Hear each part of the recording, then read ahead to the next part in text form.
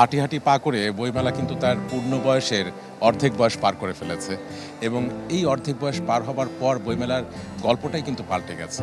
মানুষ আসছে এবং বই কিনছে এবং বই নিয়ে বাড়িও ফিরছে।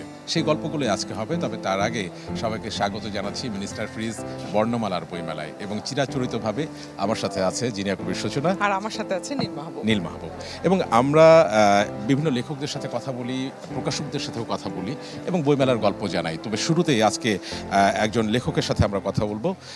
সে আমাদের আসলে সহকর্মীও বলা যায়, কারণ সংবাদ মাধ্যমে গণমাধ্যমে তিনিও আসলে জব করেন এবং এই যে নতুন একটি বই এসছে ইশরাত জাহান উর্মি অন্য পক্ষ, এবং এটি একটি অনুষ্ঠান এবং সেই অনুষ্ঠানটা আসলে এই বইয়ের ভিতর কি আছে সেটা যদি বলি তাহলে নারীদের কথা আছে, নারীদের অধিকারের কথা আছে, সংগ্রামের কথা আছে এবং মর্যাদার কথা আছে। প্রথমে আপনার কাছে জানতে চাই এই বইটি বিষয়ে অন্য পক্ষ। আপনি প্রথমে বলছিলেন যে লেখক, তখন আমার মনে হলো যে আসলে আমি কি লেখক।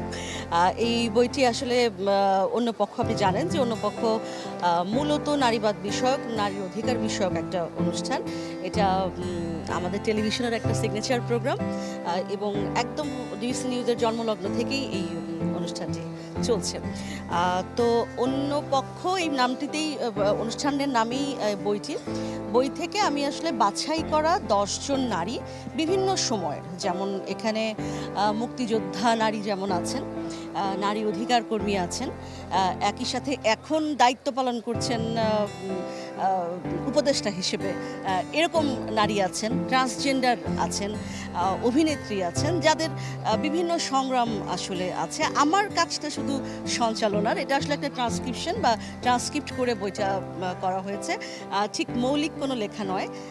কিন্তু আমার মনে হয়েছে যে নারীদের বিভিন্ন সময়ের একটা ডকুমেন্টেশন, যদি আমি বলি মুক্তিযুদ্ধের সময়ে যে নারী মুক্তিযুদ্ধ করেছেন তার ভাবনাটা কি, এখন যে নতুন নারী যিনি এখন এই 24-এর আন্দোলন করেছেন তার ভাবনাটা কি, এরকম বিভিন্ন সময়ের নারীদের ভাবনার কথা বইটাতে উল্লেখ আছে।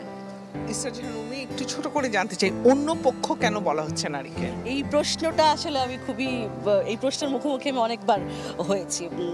এটা খুব ইন্টারেস্টিংলি বইটা, প্রোগ্রামটার নাম দেয়া ছিল, আমি ওনার নাম স্মরণ করতে চাই, পারভেজ চৌধুরী। একসময় আপনি জানেন যে টেলিভিশন জগতের একজন খুব বড় ব্যক্তিত্ব, মানে ক্রিয়েটিভ মানুষ বলতে যা বোঝায় পারভেজ চৌধুরী। অন্য পক্ষ আসলে আপনি জানেন একসময় ভোরের কাগজের একটা আলাদা পাতা ছিল, নারীদের পাতা। তার আগ পর্যন্ত আসলে নারীদের পাতার নামগুলো ছিল খুবই ক্লিশে টাইপের, অঙ্গনা, ঘরবাহির, মহিলা অঙ্গন, নারী অঙ্গন, এই ধরনের। নারী যে শুধুই আসলে ঘরের কোনো বিষয় না, নারীর ইস্যু যে মোটেই শুধু নারীর ইস্যু না, নারীর ইস্যু মানে আপনার ইস্যু, নীলের ইস্যু, আমাদের যে ক্যামেরা পার্সন ভাইটি আছে, সবার ইস্যু। আমরা সবাই তো আসলে কাঁধে কাঁধ মিলিয়ে কাজ করি। তো সেখান থেকে ওই অঙ্গনা, ঘরে বাহির ইত্যাদি থেকে বের হয়ে একটু অন্যভাবে যে তাহলে আমরা কি অন্য পক্ষ, এরকম একটা বিষয়টা মোটেই আদারিং করার জন্য না নারীকে। আমরা যে আসলে আমাদের যে পক্ষটা আলাদা এবং আমরা আসলে খুবই সততার সাথে, দক্ষতার সঙ্গে দাঁড়াতে পারি, সেই বিষয়টি তুলে ধরার জন্যই আসলে অনুষ্ঠানের নাম অন্য পক্ষ এবং সেই কারণে বইয়ের নাম অন্য পক্ষ। আচ্ছা, শেষ একটি প্রশ্ন আমি আপনার কাছে রাখতে চাই, সেটি হচ্ছে যে আপনার লেখালেখির মূল আগ্রহের জায়গা নারীবাদ কেন? একদমই, এই মুহূর্তে আমার কাছে নারীবাদ হচ্ছে আমার মূলত আগ্রহের জায়গা, কারণ আমি সাংবাদিকতার পাশাপাশি আমি আসলে অ্যাক্টিভিজম করি এবং একজন নারী হিসেবে আমি একদম তৃণমূলের গ্রাম থেকে উঠে আসা একজন মানুষ। আমি স্কুলে পড়েছি গ্রামে, কলেজে পড়েছি গ্রামে, হ্যাঁ, ঢাকা ইউনিভার্সিটিতে এসে আমার বাকি পড়াশোনা করেছি। আমার মনে হচ্ছে যে আমার চারপাশে আমি যেসব নারীদের দেখি, অনেক শক্তিমতী নারীর আমার পাশে রয়েছেন। আমি সূচনাকে চিনি, এরকম অনেক নারী আছেন যারা আসলে ছোট বাচ্চা, মানে সব দিক সামলানোর একটা ব্যাপার তাদের মধ্যে আছেন।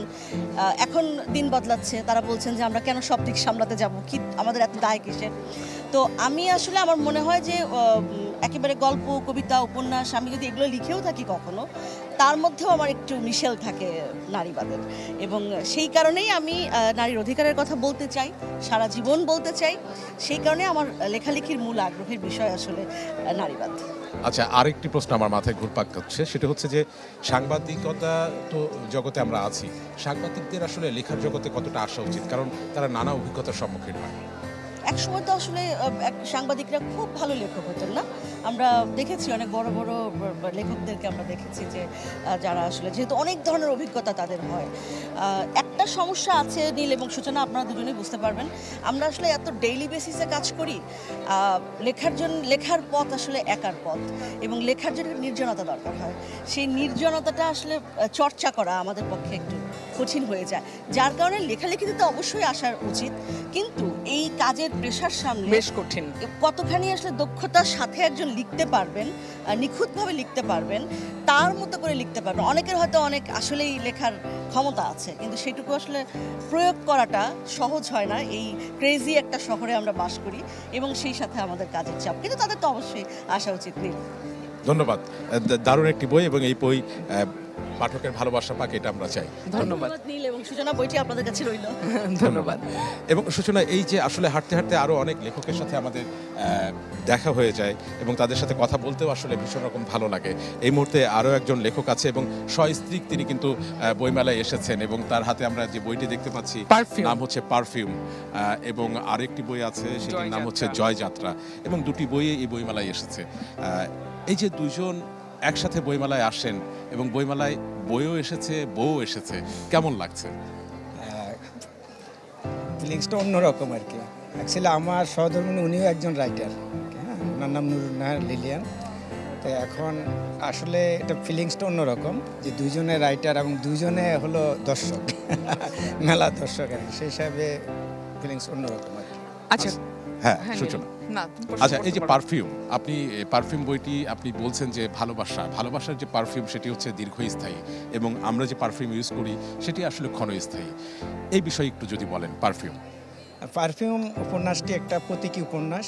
এখানে আমি বলেছি যে পারফিউম মানে যে গন্ধটা, আমরা পারফিউমের গন্ধ আকর্ষিত হই, এবং কিন্তু এই আকর্ষণটা কিন্তু ক্ষণস্থায়ী। যখন আপনি পারফিউম দেবেন দেখবেন 2 ঘন্টা 3 ঘন্টা বা একদিন পর, ম্যাক্সিমাম একদিন পর আর থাকবে না। কিন্তু আমি আমার উপন্যাস পারফিউমে বুঝাতে চেয়েছি যে ভালোবাসাটা কিন্তু এরকম না, এটা হলো হৃদয়ের বন্ধন, এবং হৃদয় দিয়ে অনুভব করতে হবে, হ্যাঁ, যার কারণে আপনাকে এটা ভালোবাসাটা পারফিউমের মতো না, এটা চিরস্থায়ী হতে হবে। আচ্ছা, এই যে পারফিউম, এই পারফিউমটা আপনার কেমন লাগে? বইয়ের পারফিউম। বইয়ের পারফিউম, আচ্ছা, আমরা দুজনেই কিন্তু ঢাকা বিশ্ববিদ্যালয়ের, তো সেই সূত্রে খুব মানে স্টুডেন্ট লাইফ থেকে আমরা বাংলা বাজারের সাথে আমাদের একটা সম্পর্ক, আমরা একাডেমিক বই লিখেছি সেই স্টুডেন্ট লাইফ থেকে। তো এখন দুইজনেই যেহেতু সৃজনশীল জগতে, তো বইয়ের একটা ঘ্রাণ, এটা যেন আমাদের একদম অনুভূতিতে সেই শৈশব থেকে বলা যায়। আর ওর যে ও তো গবেষক, যেহেতু সে পেশাগতভাবে একজন বিজ্ঞানী এবং গবেষক, তো তার বেশিরভাগ বই হচ্ছে গবেষণাধর্মী। আর যেই 3টা বই এসেছে সেটা হচ্ছে বৈজ্ঞানিক উপন্যাস। তো আপনি যেহেতু পারফিউমের কথা বলছিলেন, এই পারফিউম বই সহ আরও যে বাকি 2টা আছে সেটার যে প্রাইমারি প্রুফ, সেটা পড়ার কারণে আমি বইগুলো পড়ার একটা সুযোগ পেয়েছি।